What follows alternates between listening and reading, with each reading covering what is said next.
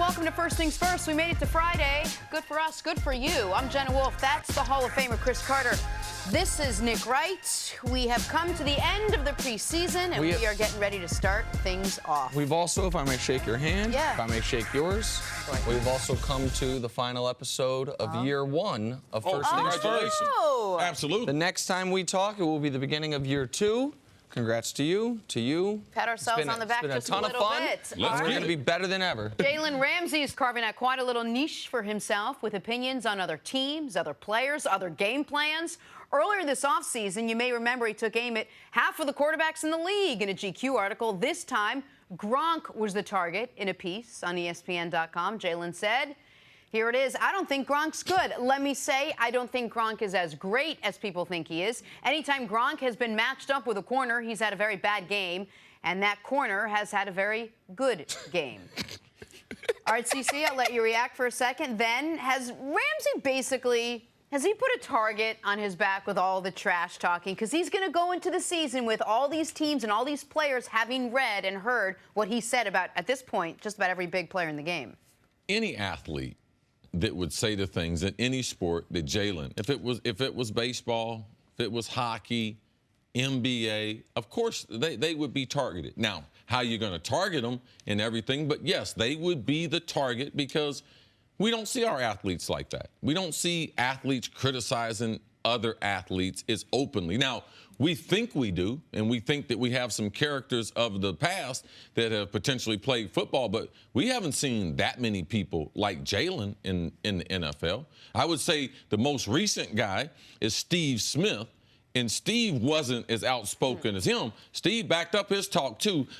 His was more competitive on game day. We also said Ocho Cinco. He used to make a list of defensive backs and everything, but it wasn't that these guys can't play. He was saying, I'm identifying these guys that I'm going to encounter them. And that was more out of respect, I thought, than, saying negative things. So I don't think it's in Jalen's best interest. At this point in his career, he is already all-pro. Him and one other corner were all pro last year. So it lets you know what select company that he's already in. The other corner was Xavier Rhodes. They were first team all-pro. Let your play do your talking. And I'm like Tony Dungy. Tony Dungy said something yesterday that he hoped that some of Jalen Ramsey's teammates or coaches talk to him and let him know that he's a football player. He's a good football player and is a great football player. You don't have to criticize other players. It's not something that we're used to seeing in the NFL. And it's just not a good look for a great player. And I just believe that offensive linemen, they will target Jalen during the game. Be like, oh, okay, how offensive linemen? There's a number of screen passes during the game. Also, once a lineman stops blocking his guy, you end up running down the field. Explain to the audience real quick what happens on the screen pass. Because I don't think they Their number one assignment of offensive linemen is to be able to let your guys go through. Let the D linemen go through. Especially the center and the guard. And once they do that, they're on the perimeter, and they're looking for cornerbacks or safeties that they can cut them down. They can hit them anywhere. It's one of the most violent plays that we see in football. Most of these DBs are trying to avoid them. But I just know the nature of this game. And I know offensive linemen, they will be trying to go out of their way. You say, well, why wouldn't wide receivers? Wide receivers have a different job to do. They have to concentrate about different things. But he will be targeted in the NFL. It's just not a good look. All right, so here's why I think all of your concerns are valid. Here's why, despite the concerns, as a consumer of the product, I like it. You got 1,600 players in the league. I would not like it at all if all of them, or even the majority of them, or even dozens of them acted like this. I don't mind that we got one guy that says, oh, I'm out here. I think I'm the best in the world at what I do. I think I've been the best corner in this league since the day I walked off the campus. He could have said that without saying... Without cutting down other people. Yeah. Absolutely. He could just be promoting himself. I mean, that would be easy. And that would be more in line with what you're saying we've had guys do in the past, which is promote themselves without cutting down other players. But you don't always appreciate Barry Sanders handing the ball to the ref. if Andre Rison isn't the other end of the extreme doing the things he did in the end zone. Right. I'm okay with there being one guy way out on the extreme as long as he understands, which I would imagine he does because he's been playing football his whole life, everything Cris is saying. He hasn't been playing pro football. No, he hasn't been playing pro football, but he hadn't had the media attention. Okay, so my thing is, it's okay to be a fan of how a guy, but this does not help him become better. It does not help him become more popular. So, well, that last part, I think. Hold on, real quick. I apologize, Jenna. I do think it. Listen, you and I might run in different circles as far as popularity goes, as far as the way people view Jalen Ramsey.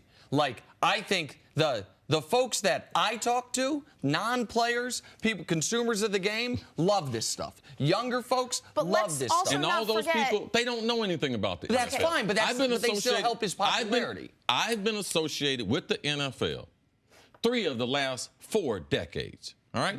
Like, I played in them 3.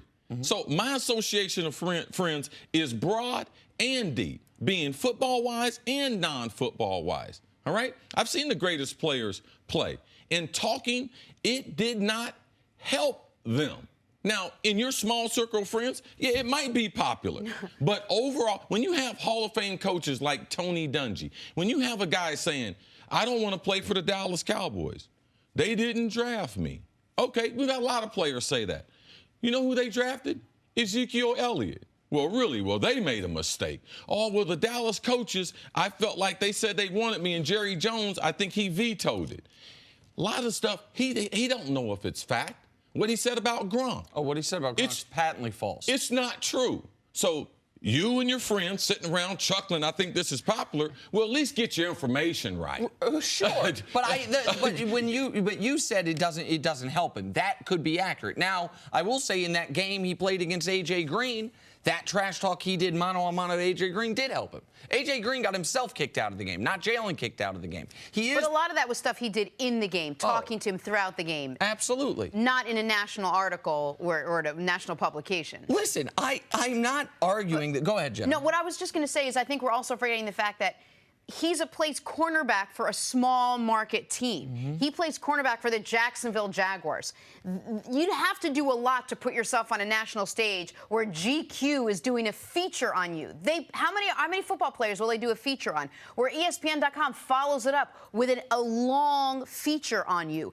So my question was originally going to be, what does this do for him besides give him a little more, maybe popularity is the wrong word, maybe notoriety is the wrong word, but a little spotlight on him? And is that good for him? Does that make him a better football player? Jalen has to determine if it's going to be good for him. We see guys in the spotlight all the time. Guys react different types of way. But most guys, they know how to handle the spotlight, especially when you come. He was a big-time recruit from Tennessee when he went to Florida. Tennessee's his home state. That's where he's from. Went to Florida State, was an All-American there. You know, was a great football player, high draft pick for Jacksonville in the state where he played college football. Yeah, he's doing all the other stuff that he should be to be a great player, except all the talking because it's just totally unnecessary. Oh, I agree that it's unnecessary. I also think he's put a bigger target on his back. Or as far as the popularity, we can set that aside. Like, different people can view the same thing. Some people love it, some people hate it. But what I do know is this. In week 1, he plays the Giants. And Beckham, who's quarterbacked by Eli Manning, who he said was terrible. In week 2, they play the Patriots, who has Gronk, who he said you put a corner on him, you shut him down. And so But that's how dominant Gronk has been, that you have to change your whole defensive scheme. Gronk is already in the conversation of one of the 5 greatest tight ends ever. Listen, his takes are erroneous, but they're still entertaining. Oh, I can see why you'd like it. Okay, no problem. Okay, I get it now. Yeah. Oh, man, forget about some information. Forget about some facts. Let's just forget about it. Let's just see who's cute. Here's what I know. That, yes, he's put a bigger target on his back. Sure, there's no doubt about it. But I also know that I am even more excited now to see, okay, let's see if he can back it up week 2, match up against Gronk, see if you can shut him down. And if he doesn't, he's going to have to eat it even more than he otherwise would. And if he does, we're going to hear more. And then you know what? If he does, you know what, in week number 3? You still got to do it again. Look at your list, man. Yeah. And the next week, you know what you got to do, Nick? Again. And you got to do it again. It's a hard job. Yeah. And he's made even really? harder. It's a hard job. He's made Really? even harder. But I can appreciate that. Quick question. I can from afar. I can be entertained by. Does the team sit down and talk to him? Does Doug Marrone talk to him? Is Coughlin talking to him? Is this something that he can be reprimanded, or is this they're just going to let this go and let it play out on the Tom field? Coughlin, you did a great job with the kid OBJ in New York. Remember that? Yeah. Remember that got you fired? I think you would say something to the next superstar that you have, and compared to letting it spiral out of control. Are you surprised he hasn't? He did, but not for this round of Right, like that's talking. right. But this is a new round of It's a talking. new is round. my point. Like, are you? Tom Coughlin and his old principles, they are still very, very effective. And Tom Coughlin needs to have a conversation because that's in the best interest of the player going forward. That's in the best interest of Jalen. All right? And get him to watch some film so he can see. So he is going to talk trash. At least he can be studied. Oh, his points, they're erroneous. But they were still entertaining. I can understand. Got to take a break. Coming up, a great story in Seattle might be getting even better next on First Things First. Catch an MLB doubleheader tomorrow. First, Giancarlo Stanton leads the Yankees against the Tigers, and then the Rays battle Cleveland. It all starts at 3:30 Eastern on FS1, or you can stream it live on the Fox Sports app. Shout out to Giancarlo for hitting that milestone last night. Good for him. Time to go viral. Last season, Giannis Antetokounmpo emerged as an MVP candidate when he averaged 27 points, 10 boards, 5 assists. However, he's not satisfied, still working on his game. Check this out. Giannis with Kobe yesterday on the gram wrote, quote, "Find a way and have no regrets. Kobe Bean Bryant. Thank you for allowing me to work out with you. I learned a lot." Listen, I can Giannis see that. is right after LeBron and Embiid, I would think, the leading candidate for MVP going into the season. 27, 10, and 5 is what you said, right? Yeah. 27, 10, and 5 on, I think, 54%. Great defense. And now, for the first time in his career, he's going to have an excellent head coach. I'm so excited to see what the next level of his game can be. You forget about the brow? What about the brow? Anthony Davis, true. I think that team's going to struggle to make the playoffs, so it'll be tough to win MVP. Yeah, I love to see this generation of players working on their skill with players who were great. Yeah. Like, I love to see it, the transfer of that knowledge, because Kobe had this knowledge transferred to him. So great to see. And Giannis will never have the mid-range game Kobe did, obviously, but if he could improve his mid-range game just a little bit, it would make him even closer to unguardable. So that's a great guy. Oh, so you believe in the Mamba mentality? Listen, he's the 8th greatest player ever. No question about Let's break out the list one more time. Jalen Smith. Jalen Ramsey. Jalen Ramsey, yeah. We got takes. Erroneous. Time for some stories to start your morning. The Alabama Crimson Tide are the betting favorites to win the national championship this season. And how about this? At plus 175, they've got the best odds to win the title since the 2005 Trojans. CC, is Alabama really that much better than anybody else? Alabama's very good, but part of the reason why they're the favorite and that big is because you have to get into the playoff system. So their ability to be able to win their division, get to the SEC championship, win that game, and get into the Final Four, that's the reason why. The other teams, Clemson, Ohio State, their journeys might be a little tougher. Washington, but Bama, they got it now. They got players. And Bama's ability, as illustrated by last year, to not even have to make the SEC championship, end up and still make the playoff. Because their reputation. Because their reputation, which, and obviously they proved out deserved by winning the whole thing last year.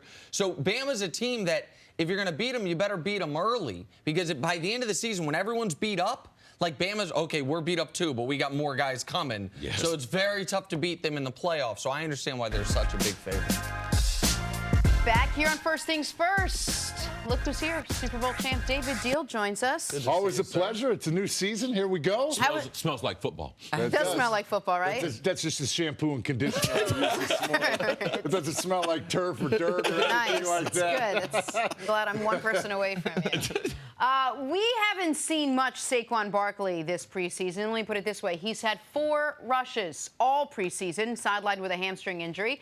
But he's been practicing and is scheduled to play in the season opener against the Jaguars. But that doesn't mean there isn't high hopes for the number 2 overall pick. Former head coach Bruce Arians summarized it best when he said, "Holy bleep, he's special." David, let me start with you. How much of the Giants' success depends on Saquon Barkley and how far he can take this team? I definitely think he has a huge influence on this offense and the way that he plays, but Having said that, you don't expect him to come in and have the numbers and the stats that Ezekiel Elliott had, because Ezekiel already had an established offensive line, where now with this offensive line with the New York Giants, they're still trying to form together and get that continuity as a group, because this is their first season together and they're learning Pat Shurmur's offense together. But the thing that you love about Saquon is just not running the football. You can use those passes and those one-on-ones as an extension of the run. So let's go back to last year and think about the way that the Los Angeles Rams were able to use Todd Gurley. Okay, you want to have him one-on-one, 11 personnel, one tight end, one running back. Okay, let's take the running back and let's split him out in the slot. Okay, you're going to have a linebacker in there. You're going to put the linebacker on him. We're going to go to that one-on-one matchup all the time. Okay, next time you go 11 personnel, you put them in the slot, they bring in a safety, what are you going to do? Motion them into the backfield, condense the formation, and run the zone scheme right down their throat. So having him out on the field and being able to basically manipulate the type of coverages in the one-on-one matchups you're looking for offensively helps everybody else on the outside at the wide receiver position, but it also helps the offensive line by being able to create space, dictate what coverage and what type of formation that they're going to get defensively, scheme-wise, and attack them that way. So it is crucial for him to stay healthy and continue to get better each and every week. But with the other elements that they have in this offense, it's truly up to Eli Manning to get this team to the playoffs. So you're saying from what you've seen, because I want you to break down the offensive line. Okay. Because I don't think we can talk about Barkley. Your experience as an offensive lineman and what you've seen is a running back like him makes your job easier. No question. No question, because what he allows you to do is set up your zone scheme, set up your power schemes and whatever you want, and know that the minute that this player hits the hole, he has the explosiveness, he's quick twitch, he can make people miss in the hole, and he's a guy that can run through those arm tackles. So when you have a running back like this that demands that type of attention, it helps everybody out, especially the offensive line. I have incredibly high expectations for him this season, if for no other reason than I saw two rookie running backs in not identical but similar situations last year have monster years. I saw Kareem Hunt for Kansas City have 1,300-plus yards rushing, 400 yards receiving. That was a team that had a decent but not a great offensive line. That was a team that had a quarterback that has a lot of trait similarities to Eli Manning, and they didn't have a wide receiver nearly as good as Odell, but they had a wide receiver that you had to worry about over the top in Tyreek Hill. I watched Alvin Kamara in New Orleans. Now, Kamara is a better receiver than I think even Saquon's going to be, but and Breeze is amazing, but they don't have an amazing offensive line, but they had a wide receiver you had to worry about, Michael Thomas, and Kamara was instant impact. I don't think it's a stretch at all to say Saquon is a better athlete and more gifted than Kareem Hunt or Alvin Kamara. That Saquon has more physical tools than either of those players, both of whom were mid-round draft picks. So I think Saquon is a guy that he could be the third straight rookie to win the rushing title. Zeke won it 2 years ago. Kareem won it last year. That wouldn't shock me. And if he doesn't win the rushing title, I would imagine as far as yards from scrimmage, he, Todd Gurley, he will be a top 5 guy in that category, no doubt. And going along with that, in regards to what he's doing for the rest of this offense, think about this. Saquon being in the lineup, Odell Beckham Jr., when he was drafted, was going crazy because, once again, when you can dictate where they're going to bracket coverage, where they're going to put the safety if they need him down in run support, he's going to be able to get those one-on-ones out on the outside. And that's the one great thing that you love about what Pat Shurmur brings to this offense that they haven't had in a long time. I mean, let's face it, last year we're watching 11 personnel out of Ben McAdoo 70% of the times, running quick slants and the comeback route on the outside. The thing that you love about Pat Shurmur, he'll go 11 personnel, one running back, one tight end. Then he'll go 12, two tight ends. Then he'll go 13 and bring in a jumbo. Then all of a sudden he's going 3-4 wides. But the great thing is doing it by, he's the one dictating the tempo and the pace of the football game, where a lot of times offensively, okay, what coverage are they in? What kind of scheme are they running? He's not worried about that. He wants to be on the attack and let your players play free so that at that split second, you're not thinking, because at that time it's too late. You're just reacting and playing fast football. See, we saw two running backs be difference makers for a season. We saw it in Todd Gurley's first year. We saw it in Zeke's first year. Is Saquon good enough with what you know about how Eli Manning's going to play and not knowing exactly who Odell is until he gets, back into game action? Is he enough to be a difference maker on this team? I think he's going to be a special player. And Bruce Arians, he's been an offensive mind in this league. Before he was a head coach, he was an offensive coordinator. He has special traits. Forget about his character. His character is with the out approach. And also his football character, how much time he spends working on it, how infectious he is in the locker room, how hard he worked. Football is very, very important to him. So I expect him to be a great player in this league. The only question I have is, can they give him the ball 20 times as a running back? Because the only thing that he didn't do at Penn State was just be a workhorse. If they have a lead, can they give him the ball 8, 10 times in the fourth quarter to be able to grind out that clock? So I'm not talking about when the leaves change. I'm just talking about how do you win football game when you have a great running back, all right? And late in the football game, them great running backs, they're able to put the game away. That's the only thing that I haven't seen. That's why I can't give him credit, because I just haven't seen it yet. And Dave Gettleman obviously thinks that he can do that and everything else. He said it. I mean, Gettleman, we talked about how when Lonzo went #2 overall, Magic Johnson said, well, get ready to retire another jersey. Gettleman said, when you draft a player, #2 overall, supposed to be a Hall of Famer. He said that. I mean, that's the GM who picked this player. Said his talent was so obvious that my mom knows. Right.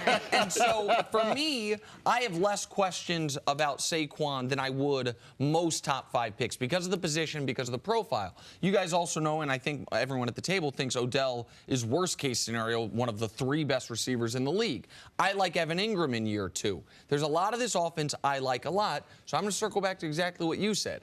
Eli is set up for success as far as a weaponry standpoint, as well as any point, if not better than any point in his career as far as the weapons. Now, the offensive line might not be exactly what he would have liked. They did go out and get Nate Solder. They spent a high draft pick on Will Hernandez. To me, this is a litmus test year for Eli. As far as was last year just about injuries and bad luck and bad coaching, or was it about all that plus a guy in year 14 who's now or a guy in year 13 who's now in year 14, or in year 15. That's to me what the biggest question mark about the Giants season is. How good is Eli still? And that's the big question, and this is where he has to prove it out on the football field, because they went out. They said, we're not going to draft a quarterback, which was a big thing in New York. We're going to address the offensive line, which they did through the draft and free agency. Everybody's on the outside is coming back healthy.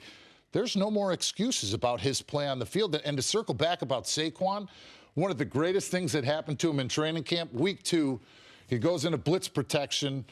All the coaches are yelling, you picked up the wrong guy, you picked up the wrong guy. He goes, no, in the book it has it drawn up here. They're like, no, you picked up the wrong blitzer. He goes, no, in the book, that's what it's drawn up at. They pulled the book out. It was drawn up wrong. He was actually doing the play that he read and did it the way that he was reading in his playbook. And then now they're yelling at the person who drew up that protection. Oh, that's so that's how smart and that's how dialed in he is to the playbook that as a rookie, to be able to step up for that and to say, no, that's what it said in the book, that says a lot about the character of a football player. Great story. Great story, David. All right, thank you. Stick around. Coming up, how dominant, speaking of Zeke, will he have to be for the Cowboys to get back to the playoffs? Next on First Things First.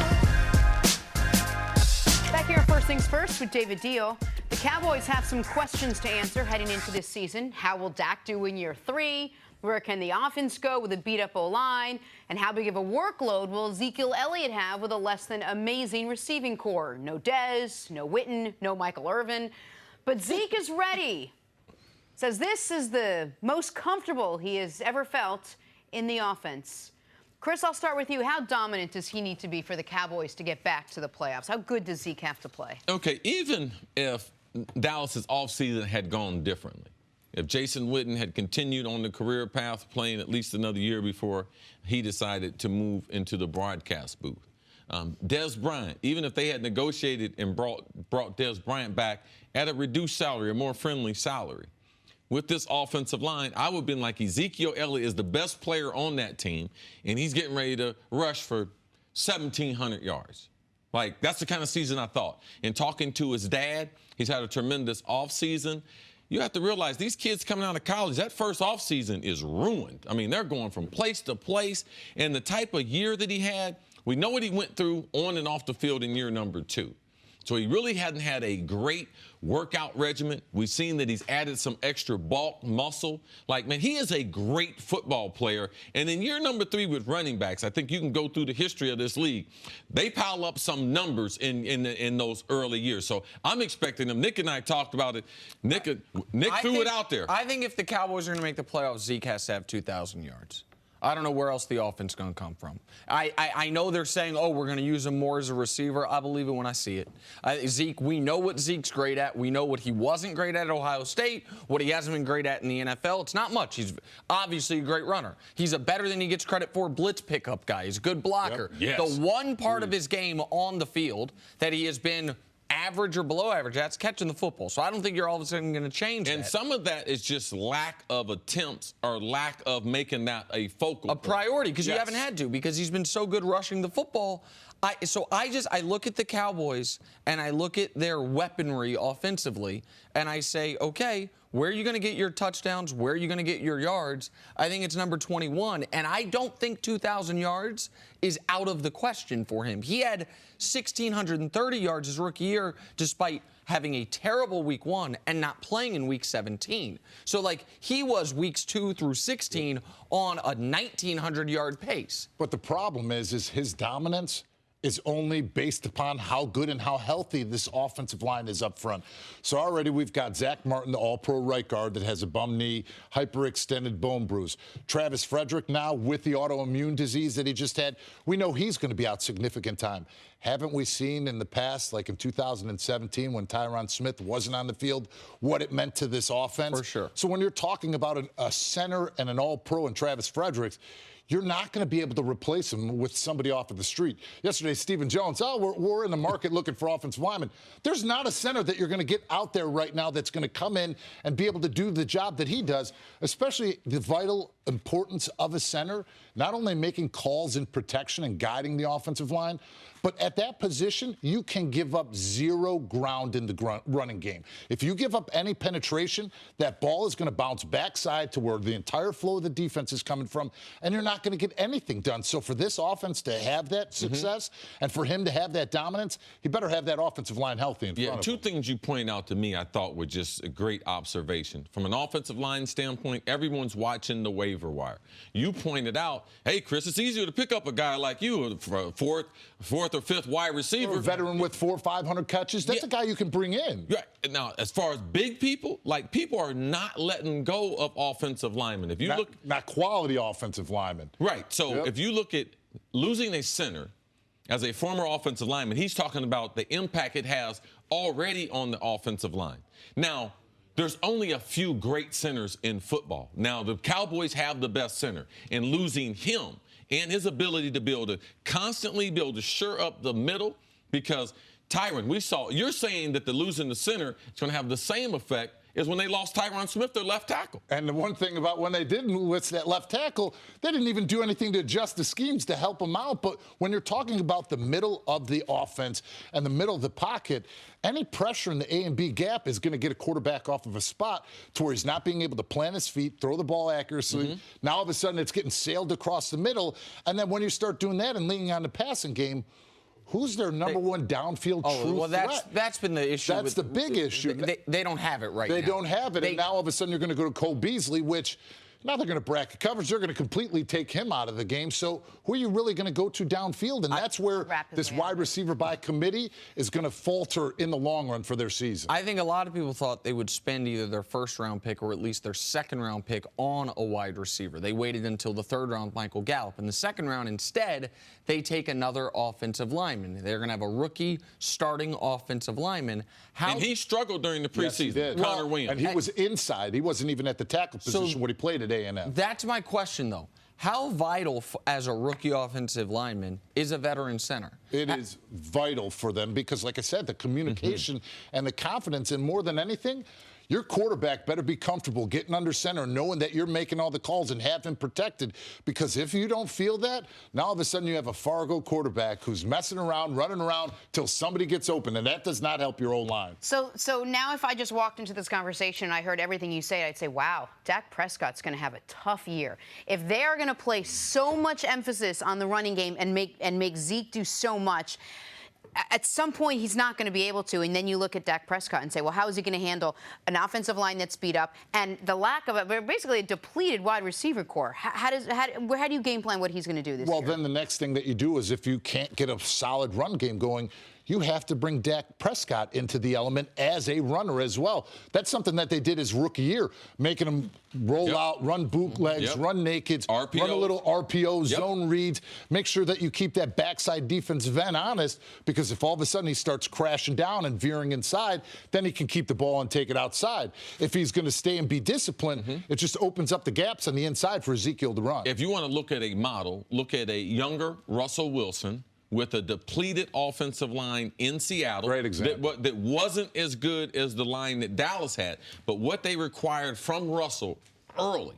Now, Doug Baldwin, hey, listen, don't call me and everything. I'm not trying to rip you. At that time, they were not an established group of wide receivers. So if we watch Russell, what he had to do early, that's what we should be expecting from Dak in year number 3. The Cowboys, over the last 2 years, with and without Zeke, it's 19-6 with him, 3-3 without him. If we want to just throw out, by the way, the Week 17 game when they were all playing their backups. Yeah. In that same stretch, they're 19-7, same record, when Tyron Smith, Zach Martin, and Travis Frederick all play. Yeah. And 3-3 when any one of them is missing. So we talked about the difference between with Zeke and without Zeke. Record-wise, it's the exact same thing with the 3 offensive linemen or without just one of them. Yeah, and Jenna, as you and I talked about, they don't have a star wide receiver, but they do have a guy on that defense in Jalen Smith, who we believe is going to be a superstar. We believe their defense will be in the top 10. So Zeke running the ball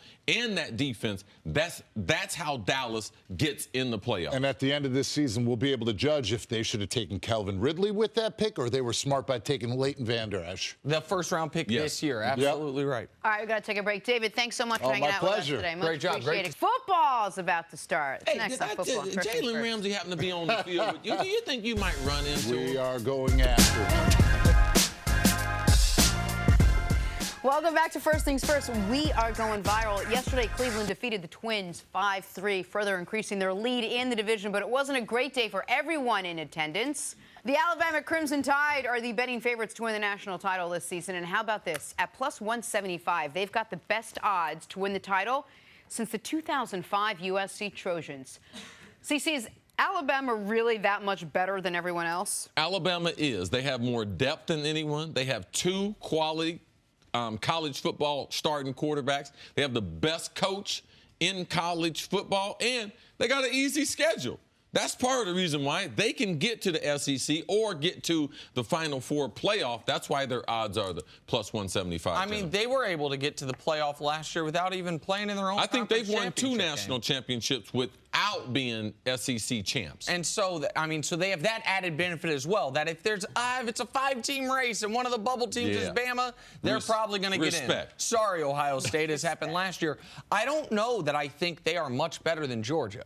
Like, I think Georgia it can look eye to eye with them this year like they could last year in the title game. But, listen, betting against Bama at this point is a fool's errand. So I understand why they're such heavy favorites. Yeah, the teams Clemson, Georgia, and Ohio State teams, like how good can their quarterbacks play against Bama? That will determine the national championship. All right, moving on to the NFL now. Last night, A.J. McCarron started the Bills' final preseason game. He went 13 of 34, 2 interceptions, and was sacked 5 times. As my buddy Nick likes to say, that ain't great. All right, Nick, A.J. McCarron, go. I mean, listen, what do you expect? This is, if you'd have told me, hey, A.J. McCarron's going to play 4 quarters of NFL football, I don't care if it's week 4 of the preseason, regular season, postseason, don't matter. Well, it ain't going to be the postseason. It doesn't matter. Like, this is about what you're going to see. And this is why I think the Bills right now are the favorite to have the #1 overall pick next year. I think they have the worst quarterback situation in the NFL by a wide margin. They have 3 bad options. Nate Peterman is their best option. And I can't believe I'm saying that. No, he's looked a lot better. We criticized Peterman, whatever his mom called us and said, we're going to get his name right and everything. But he has improved. He is their best option. I do believe they're the worst team in football. But you are your decisions. That's what you are. What about Tyrod Taylor? Got them to the playoffs last year. They have dropped off the map. You don't have to worry about playoff aspirations. And keep in mind, they traded away their left tackle, trying to move up in the draft. So, and LaShawn McCoy's their best player. I mean, that commissioner's exempt list at some point could be coming for him. We don't know what his legal situation is. None of this is good for Buffalo. Big drop-off for the Buffalo Bills. On to the Seahawks now. Starting linebacker K.J. Wright is expected to be out at least 2 weeks, opening the door for rookie Shaquem Griffin to start in his place. And what a feel-good story playing out for us in Seattle. Griffin's left hand was amputated when he was 4 years old because of amniotic band syndrome. Now he may be starting in the NFL. CC, what does this mean for the Seahawks? Well, Jenna, I know you love this story, great personal interest story. And, Nick, I think that you said this early. Cris, I'm excited about the story, but when it moves from being just a news story to we're talking about football and talking about his talent, that's what I'm looking forward to, and that's what we're doing. He has proven himself. His speed that he had in the 40 at the NFL Combine has transferred over. He's the leading tackler for Seattle's defense. And his skill set is what they look for. He's exactly like K.J. Wright is. Guy who can run. Guy's a good tackler in space. So looking forward to see him play week number 1. There are going to be guys from his round of the draft who get cut. There are going to be cut before the season starts, cut today or tomorrow. I would imagine when we look at all the starters from week 1, he'll be one of 3 or 4 from his spot in the draft. Like, so this is now an injury happened. He was next man up and he's ready. Yeah. And those are big shoes to fill. K.J. Wright is their second best linebacker, but he's only second best because Bobby Wagner is so good. Like, that's a good player he's got to fill in for. I think his skill set allows him to do so. And for the rookie defenders, him, Mika Fitzpatrick down in Miami, they've been more of the most impressive that we've seen for rookie players in their first preseason. Absolutely. All right, some news out of New England now. The Patriots added $1 million in bonuses and $3.3 million in incentives to Rob Gronkowski's contract, raising his max value to $13 million. The incentives are based on playing time, catches, and receiving yards. CC, what does it tell you that the Patriots are willing to bend and give Gronk more money? The Patriots trying to win. They got the Patriot way, but, yeah, we need to keep a couple of these guys happy. We can't just play with anybody out there. We can't just put anybody out there. And I'm glad to see their top players in Brady and in Gronk. They've earned it. I mean, it's a dangerous game. Gronk is back. Like, when Gronk says that I might not want to, it's not because I don't think I'm good at this game. It's because how much more of a pounding can his body take? Like, when he becomes an old man, he's like, listen, I like to be able to save a little something. They should be compensated. Gronk, he plays at a level that we've only seen a couple tight ends play at. Tom Brady, what he has done and his ability to give them a hometown discount for not 1 season, not 2 seasons, has not really 3. Helped them. It's helped them so much that, of course, they should be doing this. I don't want to hear that, oh, we got the company, oh, we don't do this. When you have special people, you make special concessions for them. And people should, so here's how the incentives break down. $1 million, he has a $62,500 per game roster bonus. That times 16 gets you your $1 million bucks. So if he plays all 16 games, there's that $1 million. And then he can get $1.1 million for any of these next 4, but he only needs to get 3. He can only get 3 of them. 70 catches, 80% playing time, 9 or more touchdowns, or 1,085 yards. Why are those noteworthy? Last year he had 1,084 yards. So they ticked that up 1. Yes. Essentially, if he plays in at least 13 games, he's going to reach all those incentives, and he'll get almost the entire roster bonus. This is if you play the full season, we're giving an extra $4 million bucks, and if you get hurt early, you're not getting the extra money.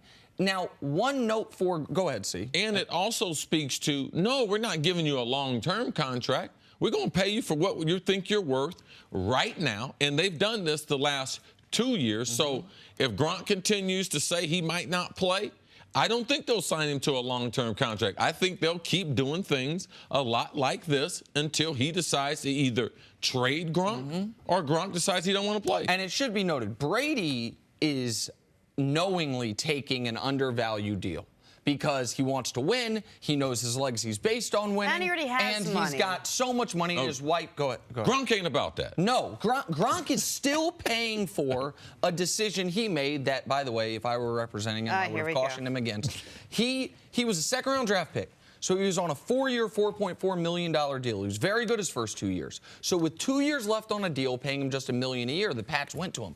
Hey, Rob, how about 6 years? $54 million. And that sounds amazing. 6 years, $54 million, I'm making $1 million.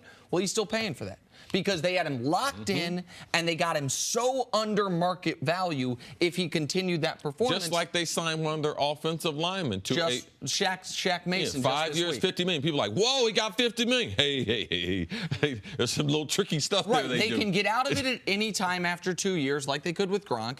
And if they keep him on the roster, it means he's outperformed it. So the benefit of signing those deals early before you hit free agency is you get security.